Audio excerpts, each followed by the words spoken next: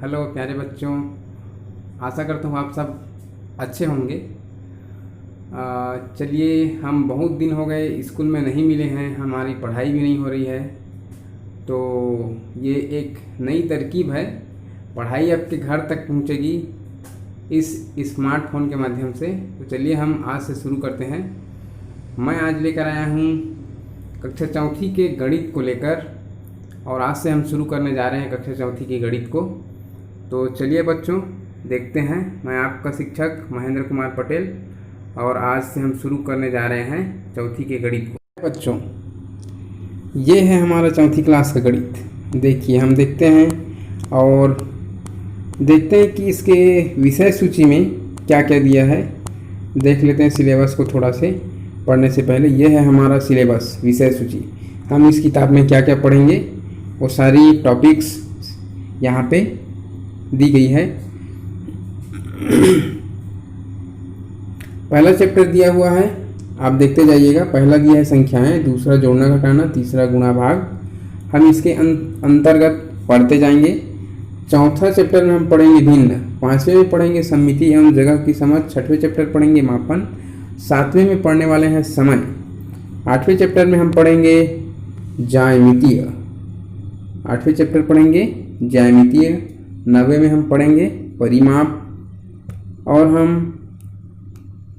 10वें जो चैप्टर है, 10वें चैप्टर हम पढ़ेंगे क्षेत्रफल, 11वें चैप्टर मुद्रा, 12वें में पढ़ेंगे आंकड़ों का निरूपण, 13वें चैप्टर पढ़ने वाले हैं चीज़ें कैसी दिखती हैं, 14वें चैप्टर है पैटर्न एवं पहेलियाँ, पैटर्न और पहेलियाँ, 15वां चैप्टर हम पढ़ेंगे हमारे देवनागरी अंक, परिचय और अभ्यास। चलिए बच्चों, हम शुरू करते हैं चैप्टर 1 से। अध्याय 1 से शुरू करते हैं।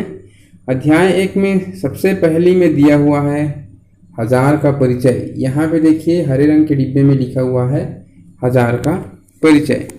तो हम इसके नीचे कुछ दिए हुए हैं प्रश्न, इनके माध्यम से हम हजार तक पहुँचने का प्रयास करेंगे।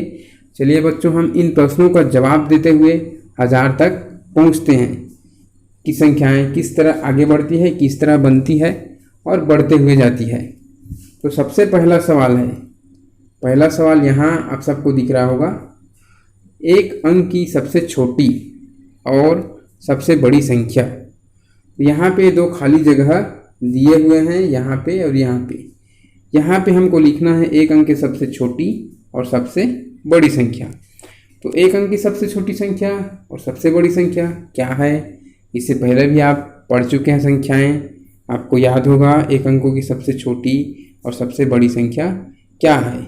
आपको मैं पुनः याद दिलाना चाहता हूँ कि यहाँ पे जो संख्याएं दिए हुए हैं, इसको आप देखिए, मैं आपको थोड़ा सा दिखा देता हूँ।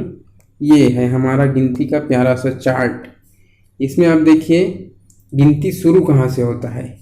गिनती शुरू होता है यहाँ से 1 से, और हम आगे बढ़ते बढ़ते जाएंगे 2, 3, 4, 5, 6, 7, 8, 9। ये है एक अंक की संख्या यहाँ तक, 9 तक। इसके बाद में जो आगे है वो है 10, जो 2 अंकों की है। तो हमको 2 अंकों की बात अभी नहीं करनी है, एक अंक की सबसे छोटी और सबसे बड़ी क्या होगी। तो जाहिर सी बात है, इसमें एक अंक की सबसे छोटी संख्या होगी 1, क्योंकि 1 से शुरू हो रहा है, और एक अंक की सबसे बड़ी होगी 9, क्योंकि 9 पे जाके एक अंकों की संख्या 9 पे जाके ख़त्म हो रही है, क्योंकि 9 के आगे जो संख्या बनी है वो 2 अंकों की है, इसलिए सबसे बड़ी होगी 9 और सबसे छोटी होगी 1। तो हम इस प्रश्न के जवाब को लिख देते हैं, एक अंक की सबसे छोटी और सबसे बड़ी संख्या। तो एक अंक की सबसे छोटी हम लिख देते हैं 1 और सबसे बड़ी लिख देते हैं 9। ये है हमारा पहला प्रश्न का जवाब। प्यारे बच्चों, दूसरा प्रश्न को हम देखें। 2 अंकों की सबसे छोटी और सबसे बड़ी संख्या क्या होगी, इन 2 खाली जगहों पे हमको लिखना है। यह है प्रश्न नंबर दूसरा। यहाँ पे हमको जवाब लिखना है नीचे 2 खाली जगहों पे। तो 2 अंकों की सबसे छोटी और सबसे बड़ी संख्या क्या होगी। मैं पुनः आपको गिनती टेबल की ओर ले जा रहा हूँ। यहाँ देखिए 2 अंकों की संख्या कहाँ से शुरुआत हो रही है। तो 2 अंकों की संख्या शुरुआत हो रही है 10 से। इससे और छोटा तो नहीं है 2 अंकों की संख्या, यहीं से शुरू हो रही है, तो सबसे छोटी संख्या 2 अंकों की क्या होगी? 10 होगी। और हम देखते देखते जाएंगे कि सबसे बड़ी संख्या क्या होगी। यहाँ हम देखते देखते जाते हैं, जितने भी सभी संख्याएं हैं हम क्रमशः देखते जाएं, सभी के सभी 2 अंकों की है ना। और यहाँ से जब हम आगे बढ़ते जाएंगे तो यहाँ पे पहुँचते हैं, तो देखिए इसके आगे है 3 अंक की संख्या। तो सबसे बड़ी कौन होगी? जो आखिरी में है यहाँ पे, ये है 2 अंकों की सबसे बड़ी संख्या। हम उसको नोट करेंगे 2 अंकों की सबसे बड़ी संख्या में, और सबसे छोटी संख्या में हम नोट करेंगे 10 को। तो चलिए बच्चों, हम पुनः अपने सवाल पे पहुँचते हैं। 2 अंकों की सबसे छोटी संख्या 10 है ना, 2 अंकों की सबसे छोटी संख्या 10 और सबसे बड़ी संख्या 99 है ना। इसी प्रकार हम प्रश्न नंबर 3 को हल करके देखेंगे। क्या है इनके जवाब, आप सोचिएगा और बताइएगा। प्रश्न नंबर 3 कहता है 3 अंकों की सबसे छोटी और सबसे बड़ी संख्या क्या होगी। प्यारे बच्चों, अभी याद करो, थोड़ा सा मैं और दिखाता हूँ आपको गिनती का टेबल। ये देखिए 99 के बाद ये है 99, और इसके आगे आप देखिए 2 अंक खत्म हो जाता है। इसके आगे में जो संख्या है 100, वो 3 अंकों का है। तो 3 अंकों की संख्या शुरू होती है 100 से, इसलिए 100 3 अंकों की सबसे छोटी संख्या होगी। तो हम सबसे इस सवाल के पहले जवाब को लिखते हैं कि 3 अंकों की सबसे छोटी संख्या क्या होगी। यहाँ पे हम लिख देते हैं 100। अब सबसे बड़ी संख्या क्या होगी 3 अंकों की। तो प्यारे बच्चों, हम गिनती को जैसे जैसे हम आगे बढ़ाते जाएंगे, तो 100 के बाद 101, 102, बढ़ते बढ़ते वो 200 हो जाएंगे, 200 से बढ़ते बढ़ते 300 हो जाएंगे, और सभी के सभी क्या होंगे? 3 अंकों का ही संख्या होगा।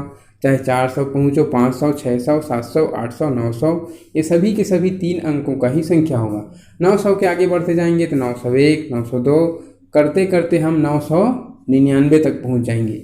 999 की बात जब हम, ये हो गया 999, ये 3 अंकों की संख्या है। इसके बाद जब हम 1000 पे पहुँचेंगे 999 के बाद, तो ये होती है 4 अंकों की संख्या। जबकि हमको 3 अंकों तक लेना है, तो 3 अंकों की सबसे बड़ी संख्या क्या होगी? 999, इसलिए ये 3 अंकों की सबसे बड़ी संख्या होगी 999। प्यारे बच्चों, अब आपको बताना है 9 धन 1, यहाँ जो नीचे सवाल लिखे हुए हैं इनका जवाब आपको देना है 9 धन 1, या यूँ कहें कि 9 के बाद क्या आता है। 9 धन 1 कहने का मतलब है कि 9 के एक बाद में क्या आता है। 9 धन 1 होगा, यहाँ आपको लिखना है 10, सवाल का जवाब देना है, और 9 के बाद आता है 10 ही आता है। तो 9 के बाद 1 आता है, या गिनती में कहीं पर भी अगली जो संख्या होती है वो 1 बढ़ने पर ही आती है। 10 के बाद जो 11 आएगी वो भी 1 बढ़ने पर आएगी। इसी तरह पूरी संख्याओं में अगली संख्या जो होती है 1 बढ़ने पर या 1 जोड़ने पर हमको अगली संख्या मिलती जाती है। अभी हम 1000 तक पहुँचे थे, 1000 के में 1 जोड़ेंगे तो 1001 पर पहुँच जाएंगे। वैसे ही सभी संख्याओं के साथ है। यहाँ नीचे एक और प्रश्न दिया हुआ है, 99 प्लस 1, 99 धन 1 या 99 के बाद क्या आता है। इसका जवाब होगा 100, है ना। इसका जवाब होगा 100 होगा यहाँ पे, तो ये हो गया 100। ठीक है। इसके बाद अगला जो प्रश्न है 99 के बाद 999 के बाद क्या आता है, या 999 धन 1। तो इसका जवाब होमवर्क के तौर पर मैं आपके लिए छोड़ता हूँ। आप इसे हल करके मुझे प्रेषित करिएगा। और आज के लिए बस इतना ही। हम अगले वीडियो में हम देखेंगे आगे की कक्षा को। आज के लिए बस इतना ही। थैंक यू सबको।